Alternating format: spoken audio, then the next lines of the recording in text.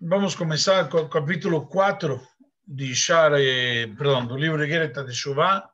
Se vocês se lembram, tínhamos terminado o capítulo 3 antes das férias, no shiur anterior, e tínhamos visto os diferentes tipos de Teshuvá, ou eventualmente, mais precisamente, depois de uma pessoa fazer Teshuvá, ainda tinha mancha. Você se arrependeu, mas quando se arrependeu de fazer um ato, ainda não corrige o ato.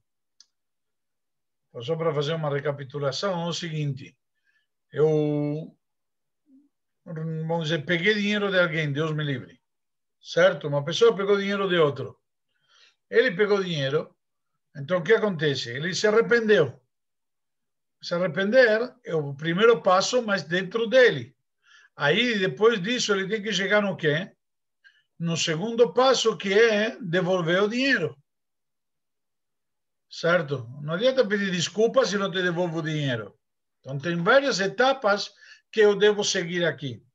Então, quando nós falamos de devolver o dinheiro, justamente é uma segunda etapa. E ainda assim, de devolver o dinheiro, eu tenho o que se diz, eu manchei minha Neshama, Deus me livre. Com a transgressão, a gente prejudicou a Neshama. Como vimos exemplo na aula anterior, tínhamos falado sobre que quando você faz uma transgressão, você mancha a tua alma, então cada mancha vai penetrando dentro da tua Neshama como se fosse um tecido. Então vai penetrando no tecido, vai se encardindo. E cada vez que o tempo passa, você tem que, de alguma maneira, tirar essa mancha.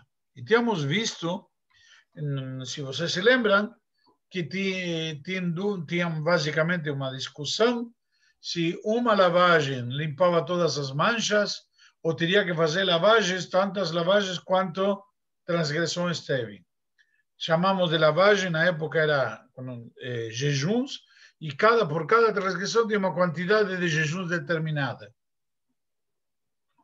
Então, essa quantidade de jejuns, ela é baseada eventualmente no quê?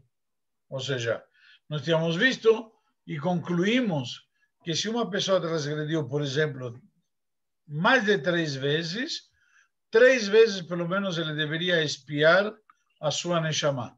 E depois de 3 vezes expiar a sua Neshama, aí ele está totalmente limpo, ele pode continuar, como diz, a vida dele. E o resto dos jejuns correspondentes ele poderia fazer.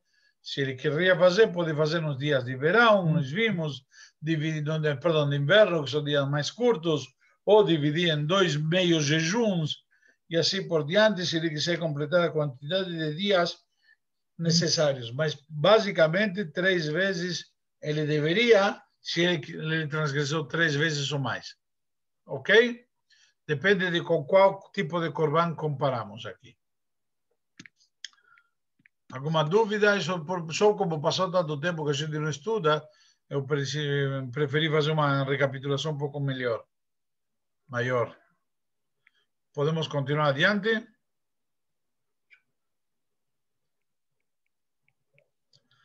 Não havendo oposição, vamos em diante, então. Beulam, Kolanis Kaleil. Então, contudo, todo aquilo que mencionamos agora, certo? Em relação a Teshuvá e os jejuns, etc., devemos ser cautelosos, ser rigorosos, certo? De jejuar eles, como vimos na prática. Nós tínhamos visto que a pessoa que não tinha condições poderia resgatar os jejuns com a tzedakah de cada jejum 18 Gdoilei Poilins, que era uma moeda que tinha na época, um valor. Então, simplesmente, mas como se trata, o ligmar acapará, o meruk anefesh lashem, quando nós queremos limpar, terminar com toda a expiação realmente para Deus, certo? Da nossa Neshama, isso vem depois da Teshuvah, como nós explicamos antes. Que assim se aprendeu na Gemara, em Perekama de Zvachim, no primeiro capítulo de Zvachim, de Tratado de Zvachim. Então, justamente lá, está trazido que Olá, Doron e. Perdão, aquela oferenda de Olá era aquela oferenda que era consumida totalmente, que é a oferenda de holocausto, essa oferenda, da onde tentamos aprender como fazer teshuvah, comparado com esse corban, que era trazido quando a pessoa, ele trazia essa oferenda de olá, quando ele, por alguma razão, não cumpriu uma mitzvah positiva. Ou seja, a transgressão foi de mitzvah positiva. Ou seja, por exemplo, tem que pôr tzedakah, ele não deu. Ou teria que dar o dízimo, não deu. Ou teria que pôr tefilim, não fez. Simplesmente ele deixou de fazer.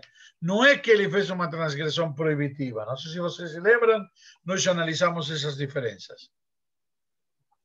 E isso vem depois da teshuvah, como se fosse um presente para Hashem. Eu me arrependi, agora que me arrependi, agora sim vou fazer teshuvah, vou pedir para Deus desculpas, porque uma vez, primeiro que nada, preciso me arrepender e depois tentar fazer as pazes. Mauro, tira o microfone, por favor.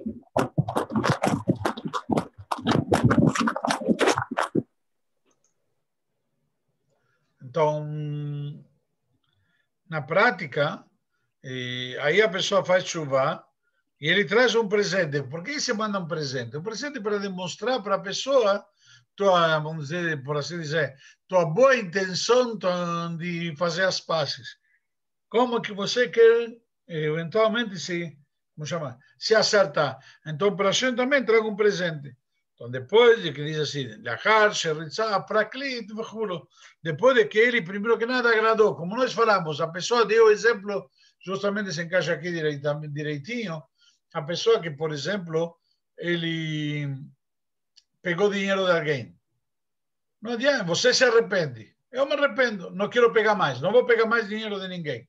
Mas enquanto isso, primeiro que nada, eu tenho que, primeiro, devolver o dinheiro. Me arrependi. E conseguir que a pessoa me perdoe.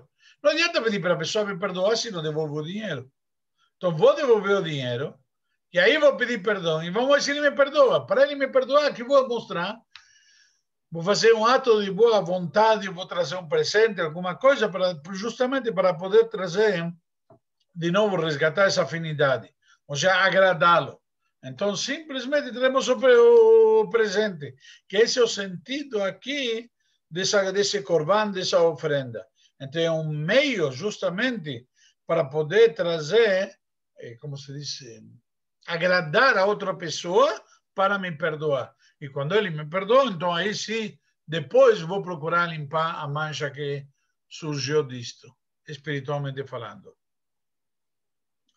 אמנם, contudo, התחלת מצוות התשובה ועיקרה, o início da mitzvah de teshuvah, e o fundamento, a base dela, לשוב עד השם באמת ובלב שלם. Primeiro que nada, a pessoa se arrepender e voltar a retornar a Deus com coração pleno. Essa é a primeira coisa, como falamos. Primeiro tenho que me arrepender, decidir que não volto a fazer mais. Eu não vou fazer mais. Muitas vezes decidimos não fazer mais. E, lamentavelmente, o Yetzirah nos prega uma peça. Por exemplo, eu vou levantar de manhã, vou na sinagoga, eu vou lá, sei lá o quê. E aí perdeu a hora. O Yetzirah simplesmente, ao invés de você apertar o botãozinho que diz para o celular tocar daqui 5 minutos, você apertou o botão que desligou diretamente o alarme. Entendeu? Já o Yetzirah te dá um jeito de atrapalhar. Mas o que acontece? Na hora que eu decido me corrigir, me decido consertar, a primeira coisa que tenho que fazer é começar a tentar mudar minha atitude. Mas primeiro tenho que me arrepender, tenho que reconhecer que o que estava fazendo estava errado. Se eu não reconheço que estava errado, nunca vou conseguir corrigir. Não vou conseguir. Ou seja, se eu não reconheço que esse dinheiro que eu tomei é indevido e eu tenho que restituir ao seu dono, então não adianta, então é tudo conversa. Primeiro tenho que me arrepender. Agora me arrependi, o que eu tenho que fazer? Devolver. Ah, não tenho. Tá bom? Então vou falar com ele primeiro, admitir, desculpa, sei lá o quê. Devo, não nego, pago quando puder. Mas primeira coisa que a pessoa tem que ter, por isso que nos diz aqui, a base, o fundamento de toda a chuva, a mitzvah da chuva, fundamento, é você se arrepender. Se você não se arrependeu, então o que adianta? Se você não se arrependeu, se você não admitiu que isso está errado e que você não quer reincidir nisso, então não temos o que conversar. Ok? Então, a Echreach levaer eite be'archavat ha'be'ur. Então agora somos obrigados a esclarecer e de uma forma clara e profunda e extensa, be'agdim ma shekatuv bazohar hakadosh be'be'ur milat tshuva al derech hasod. Agora então vamos entender o que significa na verdade a palavra tshuva conforme a Kabbalah. A palavra tshuva que nós traduzimos literalmente como resposta, ou de alguma maneira também como retorno, porque vem da palavra de lashuv, voltar. Então, na prática, isso de conforme a Kabbalah tem um nível um pouco mais profundo. Cabalisticamente vamos falar de um conceito um pouco pareceria mais abstrato, mas vamos analisar bem em detalhe.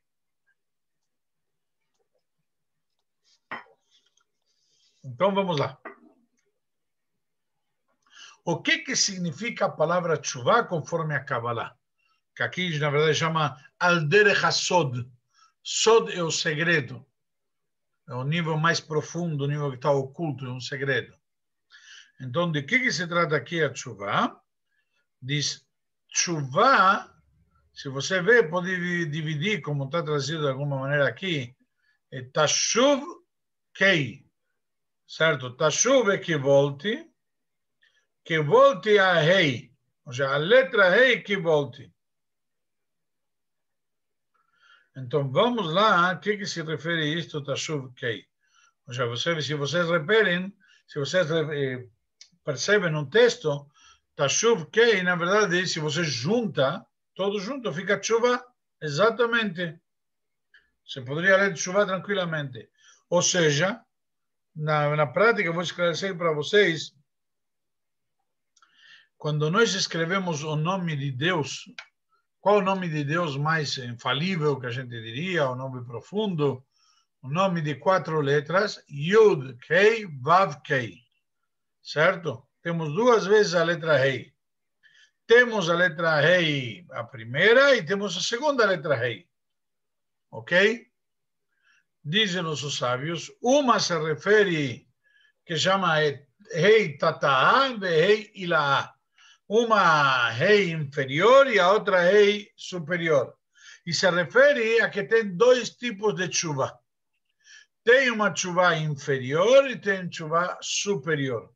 Nós vamos entrar nesses conceitos agora.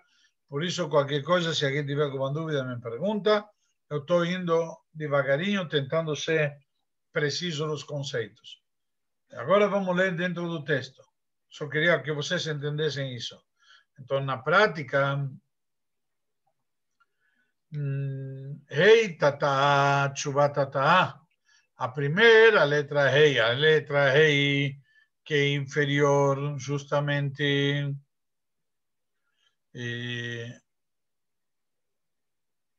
que se na verdade seria a segunda letra Rei, certo?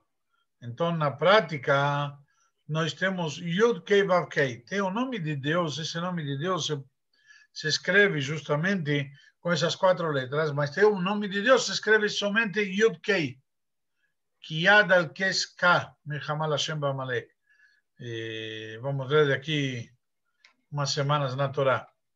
Justamente que a letra Rei, temos o Yud Kei, já é o nome de Deus, e ainda tem outro que é Yud Kei e Vav Kei. Então, na prática,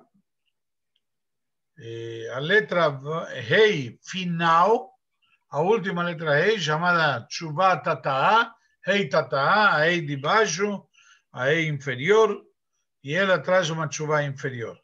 E a Rei superior, que é a primeira de Shem Hashem, ela é uma Tshuva Ila'a, porque ela é Rei Ila'a, como diz aqui. Rei Ila'a, Tshuva Ila'a. Uma Rei superior, Tshuva superior. Ou seja, um nível muito mais elevado. O nível de Teshuvah é mais elevado. Já temos agora, vamos entrar conforme a Kabbalah, e vamos resumir, vemos aqui, do nome de Deus, duas letras Rei, e cada uma faz alusão a um tipo diferente de tshuva. Temos uma tshuva inferior e uma tshuva superior. Cada uma dessas, nós vamos ver se é um trabalho diferente, um sentimento diferente, mas principalmente são níveis diferentes de tshuva. Ok? Tá claro? Então, quando nós falamos aqui que temos essa tshuva inferior e superior, na verdade, então isso se refere a tashuv kei. Quando diz que tshuva é que volta a letra rei, a qual tshuva nos estamos referindo? A inferior ou a superior? Que volte o rei. Qual rei? temos dois reis. וגם צריך להקדים מה שכתוב בזוהר הקדוש בקצת מקומות. Também devemos introduzir primeiro, explicar aquilo que está escrito no Zohar Akadosh em vários lugares, שאין תשובה מועלת לפוגם בריתו ומוציא זרע לבטלה, que não tem tshuva, ela não adianta para aquele que estraga o pacto, o seu pacto, e derrama sêmen à toa. Isso é o que nos explica Mashiach Omer, באותם מקומות בזוהר, o que nos explica em vários lugares do Zohar, שאין תשובה מועילה על חטא זה, que não tem תשובה que adianta para esta transgressão. E isso daqui, vem aqui pergunta, dizer, davar tamua meod. Isto é muito questionável. Como pode dizer que não adianta tchuvá? Por quê? Uma vez que diz a regra, certo, claramente, se literalmente, em lechadavar o med bifnei tchuvá, uma vez que está escrito claramente que não tem nenhuma transgressão que não dá para fazer tchuvá. Sobretudo dá para fazer tchuvá. Nada se antepõe para tchuvá. Um filho que vem para o pai, sinceramente pede desculpas, somente um pai que não tem coração não perdoará seu filho. Por quê? Porque é inato. Então, sobre todos os casos, quando a tchuvá é verdadeira, a questão que tem que ser verdadeira, ok?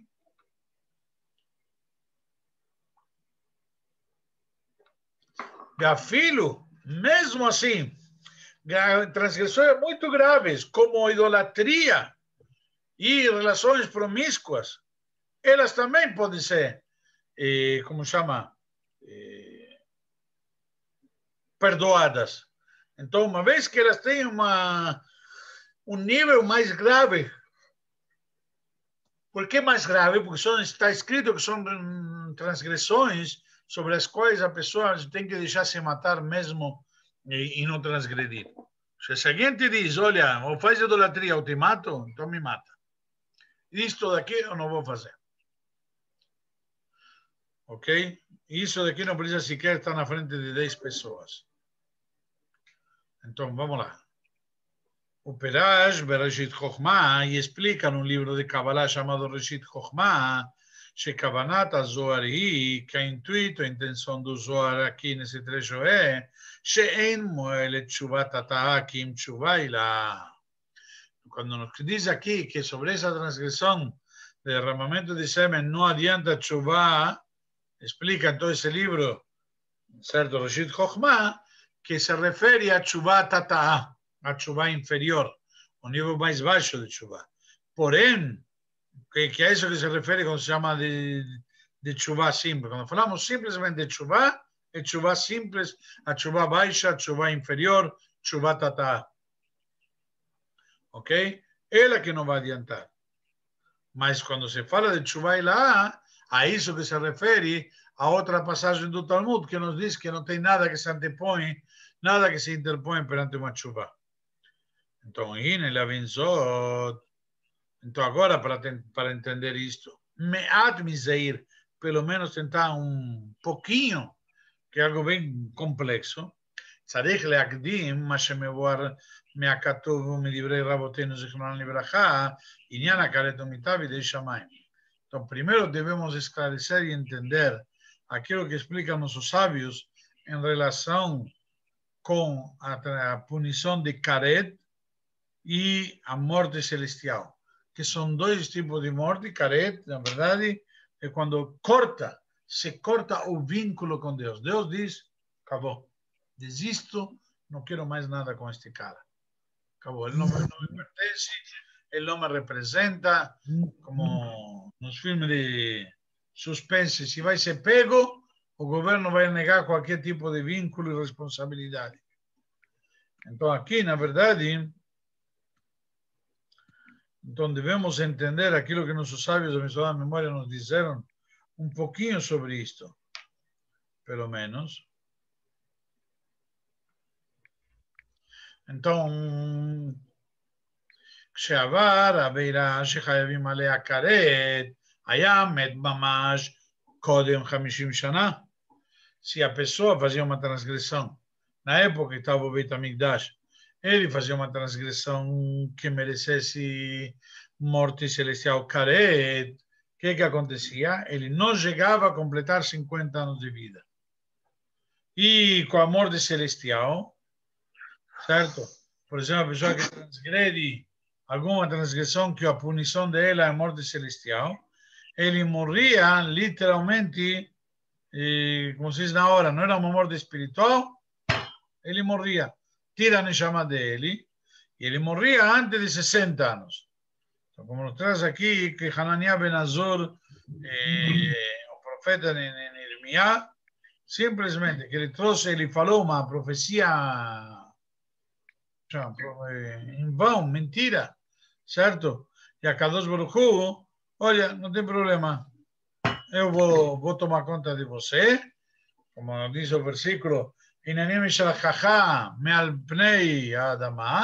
eu vou te expulsar da face da terra, e como castigo, com castigo para ele, então na prática morre antes de 60 anos, ou como diz aqui a continuação, Belifamim gam bemitab de shamayim nifraim lealtar. Também às vezes a punição vem, como chama, na hora, no momento, instantaneamente, certo? Como nós encontramos também em uma outra passagem, Berbe Onan, então na prática que eles mereciam morte celestial e contudo morreram na hora, como nós vemos nos versículos. Então na prática, então varei, e vamos já terminar, Nimtzeu bechol dor kama vechama hayavei kritot umitot ve'erichu yemeyem baneimim. E como podemos dizer isto? Na prática nós vemos que de fato, e aqui vamos terminar com isso, em todas as gerações nós vemos que teve várias pessoas que mereceram esse tipo de castigo, de Karet, ou morte celestial, e contudo, eles tiveram longevidade, viveram mais do que 50 ou 60 anos. E como pode ser? Então, na prática, deveria ter acontecido isso, ok? Então, na prática, terminamos aqui com essa pergunta. Quero saber se alguém tem alguma dúvida. Espero que tenha entendido a pergunta, a situação aqui, a questão. Está tudo claro?